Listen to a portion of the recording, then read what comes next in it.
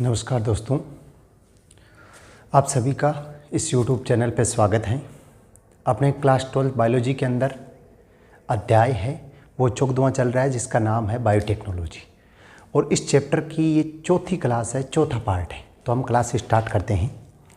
देखो, अध्याय अपने कौन सा चल रहा है? चौदहवां, जिसका नाम क्या है? बायोटेक्नोलॉजी, जैव प्रौद्योगिकी। चैप्टर का नाम क्या है? बायोटेक्नोलॉजी या जैव प्रौद्योगिकी।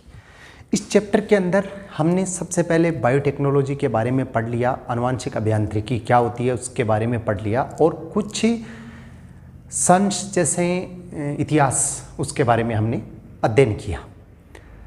आगे की क्लासों के अंदर हम लोगों ने जैव प्रौद्योगिकी की युक्तियाँ क्या होती है उनके बारे में अध्ययन किया, जैव संवेदक क्या होते हैं उनके बारे में अध्ययन किया, और जैविक चिप्स है या जीन चिप्स है ये क्या होते हैं उन सब के बारे में हमने इससे पहले वाली क्लास में उसके अंदर अध्ययन कर दिया। आज का जो अपना टॉपिक है वो कौन सा है? बायोफिल्म। आज का अपना टॉपिक कौन सा है? बायोफिल्म। देखो, आज का अपना टॉपिक है बायोफिल्म। आप लोगों को मैं बता देता हूं कि इस चैप्टर के अंदर जैसे जैव संवेदक हमने पढ़ा, उसके पश्चात जैविक चिप्स पढ़ा, उसके बाद में हम आज पढ़ेंगे बायोफिल्म। इन तीनों में से कोई एक पर्सन है वो पूछा जा सकता है, मतलब इन तीन में से एक है वो इम्पोर्टेंट है, पूछा जा सकता है एग्जाम के अंदर। और ये नहीं कि बड़े रूप से या बड़ा पर्सन के रूप में पूछा जाएगा, एक छोटे पर्सन के रूप में पूछा जा सकता है। तो देखो, बायोफिल्म होता क्या है? सबसे पहले तो बायोफिल्म हम किसे कहते हैं? तो सूक्ष्म जैविक कोशिकाओं के समुच्चय को हम क्या बोलते हैं? बायोफिल्म। ठीक है, सूक्ष्म जैविक कोशिकाएं जानते हो, सूक्ष्म जिन्हें हम नग्न आंखों से नहीं देख सकते, जैविक मतलब सजीव कोशिकाएं। अजैविक क्या होता है? निर्जीव होता है, और जैविक क्या होता है? सजीव होता है। तो जितने भी सूक्ष्म सजीव कोशिकाएं हैं उनके समुच्चय को हम क्या बोलते हैं? बायोफिल्म बोला जाता है। कहने का मतलब देखो, सूक्ष्म जैविक कोशिकाओं के समुच्चय को क्या बोलते हैं? बायोफिल्म कहते हैं। ठीक है, ये तो हो गई परिभाषा कि सूक्ष्म जैविक कोशिकाओं के समुच्चय को हम क्या बोलते हैं? बायोफिल्म। जैसे सूक्ष्म जैविक कोशिकाएं, क्या सूक्ष्म जानते हो? सब जानते हैं कि सूक्ष्म होता क्या है। जैविक कोशिकाएं क्या होती है? जैविक कोशिकाएं हम किसे बोलते हैं? मतलब सजीव कोशिकाएं। जैविक कोशिकाएं किसको बोलेंगे हम? सजीव कोशिकाओं को हम क्या बोलेंगे?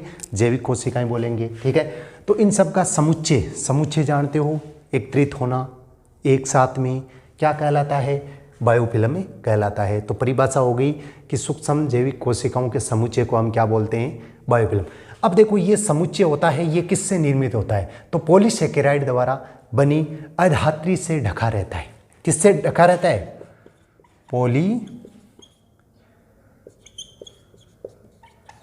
पॉलीसेकेराइड से द्वारा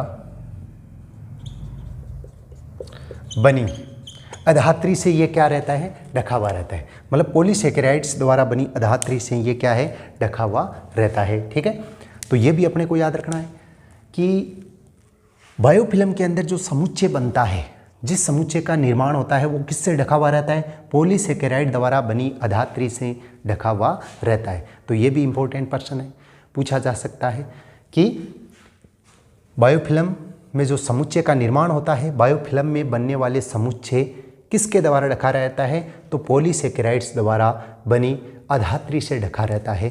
अब देखो, इसके अंदर एक प्रश्न और बनता है कि बायोफिल्म है का निर्माण किससे होता है? बायोफिल्म है उसका निर्माण किससे होता है? तो बायोफिल्म का निर्माण किससे होता है? सूक्ष्म जैविक कोशिकाओं। ठीक है, किससे होता है? सूक्ष्म जैविक कोशिकाएं व बाह्य कोशिकीय बहुलक, व बाह्य कोशिकीय बहुलक। देखो, बहुत ज़्यादा इंपॉर्टेंट प्रश्न कि बायोफिल्म का निर्माण किससे होता है, तो सूक्ष्म जैविक कोशिकाओं व बायोफिल्म के बहुलक से किसका निर्माण होता है, बायोफिल्म का निर्माण बाह्यकोशिकीय बहुलक से किसका निर्माण होता है, बायोफिल्म का निर्माण होता है। तो देखो ये था बायोफिल्म। दोबारा समझ लेना, एक बार अच्छी तरह से समझ लेना कि बायोफिल्म होता क्या है। बायोफिल्म हम किसे बोलते हैं, तो सूक्ष्म जैविक कोशिकाओं के समुच्चय को बायोफिल्म बोला जाता है। यदि ये एक प्रश्न आता है कि बायोफिल्म के बारे में बताइए, तो आपको ये कंप्लीट लिख के आना है। अगर पूछा जाता है कि बायोफिल्म के बारे में बताइए, तो ये कंप्लीट अपने को लिख के आना है। अब कैसे लिखना है कि बायोफिल्म, सबसे पहले ठीक है, तो बायोफिल्म सूक्ष्म जैविक कोशिकाओं के समुच्चय को बायोफिल्म कहा जाता है।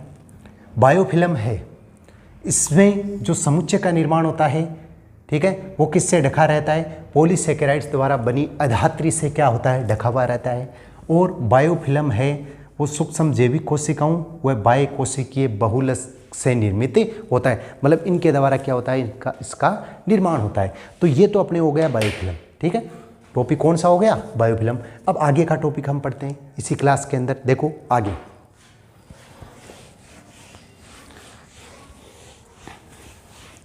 अब देखो आगे का अपना टॉपिक है वो है भारत में जैव प्रौद्योगिकी। भारत में जैव प्रौद्योगिकी,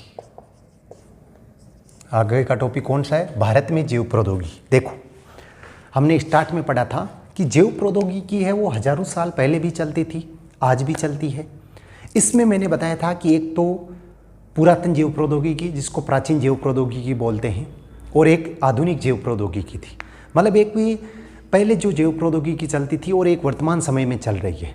जैव प्रौद्योगिकी पहले भी चलती थी, लेकिन उसका नाम जैव प्रौद्योगिकी नहीं था। जैसे दही का जमना, आज से आप कई सालों पहले देख लो कि दही जमाया जाता था, आज उसको क्या बोला जाता है, बायोटेक्नोलॉजी बोला जाता है। जैसे शराब बनाना, तो शराब आज से हजारों साल पहले भी बनती थी, आज भी बनती है। चेंज क्या हुआ है, चेंज ये हुआ है कि आज के समय में मशीनरियों के द्वारा बनाई जाती है, और पहले है वो जो खुद मानव इस प्रकार के उपकरण तैयार करता था और उससे बनाता था।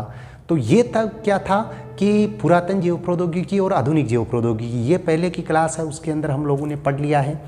अब अपना टॉपिक है कि भारत में जैव प्रौद्योगिकी, मतलब जैसे भारत विश्व के अंदर जैव प्रौद्योगिकी विकास हो चुका था, तो भारत में किस प्रकार से विकास हुआ और किस प्रकार से अनेक अनुसंधान बने, ठीक है, अनेक अनुसंधान या संस्थाएं हैं वो स्थापित की गई भारत के अंदर। तो इसके अंदर देखो इंपॉर्टेंट प्रश्न ये बनता है, एक तो पूरा नाम पूछा जा सकता है, जैसे इसमें कुछ संस्थाएं हैं उनका शॉर्ट नाम होगा और पूरा नाम होगा, तो उन संस्थाओं के पूरा नाम पूछा जा सकता है। जैसे एग्जाम के अंदर शॉर्ट नाम दिया हुआ है कि इसका बताइए, तो उसका आपको एग्जाम में प्रश्न पूछा जाता है। कैसे, जैसे भारत में क्या हुआ कि अनेक अनुसंधान स्थापित हुए, किसके, बायोटेक्नोलॉजी के। किस प्रकार से हुए कि सबसे पहले एक बना था कौन सा, राष्ट्रीय जैव प्रौद्योगिकी बोर्ड। कौन सा बना था, राष्ट्रीय जैव प्रौद्योगिकी बोर्ड, जिसको क्या बोला जाता है, NBTB, ठीक है। देखें एग्जाम में कैसे पूछा जाएगा प्रश्न कि NBTB है, उसका पूरा नाम बताइए, ठीक है। NBTB की स्थापना कब हुई, तो सन 1982 में, 82 में, ठीक है। तो ये तो प्रश्न बनता है एग्जाम की दृष्टि से। कैसे कि NBTB का पूरा नाम बताइए, या तो प्रश्न ऐसे पूछा जा सकता है, या फिर प्रश्न कैसे पूछा जाता कि राष्ट्रीय जैव प्रौद्योगिकी बोर्ड है उसकी स्थापना कब हुई, तो 1982 में। अब ये है क्या, सबसे पहले भारत में जैव प्रौद्योगिकी सन 1982 में राष्ट्रीय जैव प्रौद्योगिकी बोर्ड के द्वारा स्थापित की गई। मतलब ये एक बोर्ड सबसे पहले स्थापित किया गया भारत के अंदर बायोटेक्नोलॉजी का, कब किया गया था, सन 1982 में। अब क्या हुआ कि इस बोर्ड को पूर्ण रूप से मान्यता नहीं मिली, क्योंकि सबसे पहले अब हम चाहे कोई भी काम स्टार्ट करते हैं सबसे पहले, तो वो काम है वो पूर्ण रूप से नहीं हो पाता है। क्यों नहीं हो पाता है, क्योंकि उसमें बहुत सारी अड़चनें आती है, बहुत सारे लोग हैं उनकी उस कार्य की खिलाफत करते हैं, बहुत लोग ये बोलते हैं कि ये काम सही नहीं है। तो उस प्रकार की अड़चनें उस टाइम भी आई जब बायोटेक्नोलॉजी का ये बोर्ड बना, तो इसमें भी क्या आई, समस्या आई, इसलिए इसको क्या हुआ, मान्यता नहीं मिली। उसके पश्चात क्या हुआ, सन 1986, 4 वर्ष बाद में, 82 में ये बोर्ड बन गया। सन 1986 में क्या हुआ, एक नया नाम, जैव प्रौद्योगिकी विभाग, जिसको क्या बोलते हैं, DBT। ठीक है, सन 1986 में क्या बना, जैव प्रौद्योगिकी विभाग बना, जिसको क्या बोलते हैं, DBT। ठीक है, इस विभाग के रूप में स्वतंत्र रूप से जैव प्रौद्योगिकी है उसको मान्यता प्राप्ति हुई। तो देखो ये भी याद रखना अपने को, सबसे पहले जैव प्रौद्योगिकी भारत में कब आई, सन 1982 में, लेकिन स्वतंत्र रूप से उसको मान्यता कब प्राप्त हुई या स्वतंत्र रूप से लागू कब हुआ, सन 1986 में। NBTB क्या है, पूरा नाम बताइए, DBT क्या है, उसका पूरा नाम बताइए। तो ये तो है जैव प्रौद्योगिकी के कुछ विभाग, या जैसे भारत के अंदर सबसे पहले किस प्रकार से ये स्टार्ट हुई। अब भारत में जैव प्रौद्योगिकी के जैसे केंद्र कहाँ कहाँ पे है, मतलब अनेक स्थान हैं जहाँ पे भारत में जैव प्रौद्योगिकी के केंद्र है। तो उन स्थानों के बारे में हम पढ़ते हैं कि भारत में जैव प्रौद्योगिकी के केंद्र कहाँ कहाँ है, किन किन स्थानों पर भारत में जैव प्रौद्योगिकी के केंद्र हैं। तो ये हम देखो,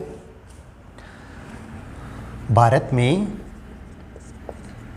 में जैव प्रौद्योगिकी के केंद्र, ठीक है। तो कौन कौन से स्थान है जहां पे भारत में जैव प्रौद्योगिकी के क्या है, केंद्र है। तो इसके अंदर सबसे पहला कौन सा है, भारतीय विज्ञान संस्थान बेंगलोर। सबसे पहला कौन सा है, भारतीय विज्ञान संस्थान बेंगलोर। ठीक है, सबसे पहला कौन सा है, भारतीय विज्ञान संस्थान बेंगलोर। दूसरा है मदुराई कामराज विश्वविद्यालय, मदुराई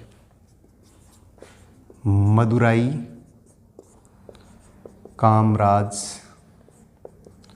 विश्वविद्यालय मदुराई। देखो ये नाम याद रखना, प्रश्न पूछा जा, चांस कम है लेकिन प्रश्न है वो पूछा जा सकता है इस प्रकार का। उसके पश्चात है बोस संस्थान कलकत्ता। तीसरा कौन सा है, बोस संस्थान कलकत्ता, या कोलकाता भी जिसको हम बोलते हैं, या कोलकाता लिखते हैं जैसे कोलकाता। बोस संस्थान कौन सा है, कोलकाता में। जवाहरलाल नेहरू विश्वविद्यालय नई दिल्ली, 4 नंबर, जवाहरलाल नेहरू विश्वविद्यालय नई दिल्ली, कौन सा है, जवाहरलाल नेहरू विश्वविद्यालय नई दिल्ली। उसके पश्चात 6 नंबर कौन सा है, सॉरी 5 नंबर हो गया क्या, दिल्ली विश्वविद्यालय कौन सा है, दिल्ली विश्वविद्यालय।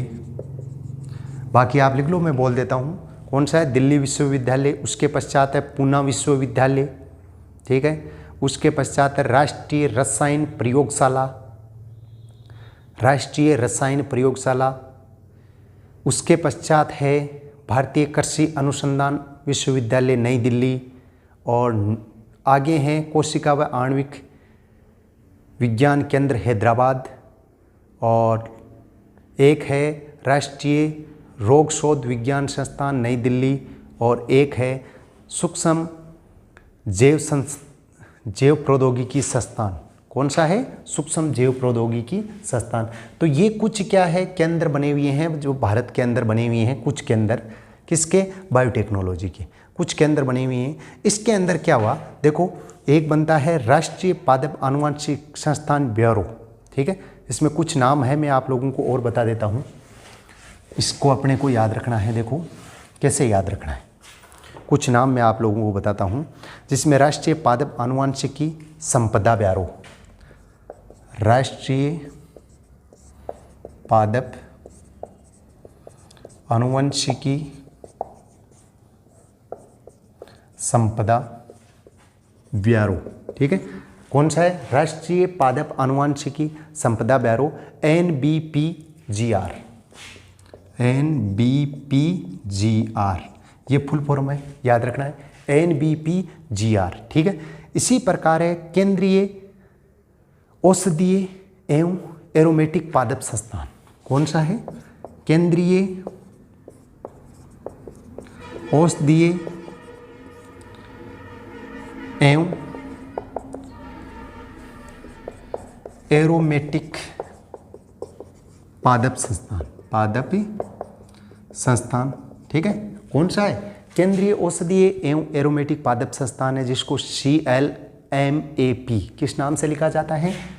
CLMAP के नाम से लिखा जाता है। किस नाम से? CLMAP के नाम से लिखा जाता है। इसी प्रकार उष्णकटिबंधीय वनस्पति उद्यान, जिसको NBGRI के नाम से भी लिखा जाता है। तो ये कुछ क्या है, आप थ्योरिकल है, इसके अंदर आप खुद भी देख सकते हो कुछ नाम, ठीक है। एक नाम और लिखा देता हूँ मैं आपको, जिसका नाम है, जैसे जैव प्रौद्योगिकी के अंदर संयुक्त राष्ट्र संघ के औद्योगिक संगठन UNIDA एक संगठन बना हुआ है, उसकी भी स्थापना की गई।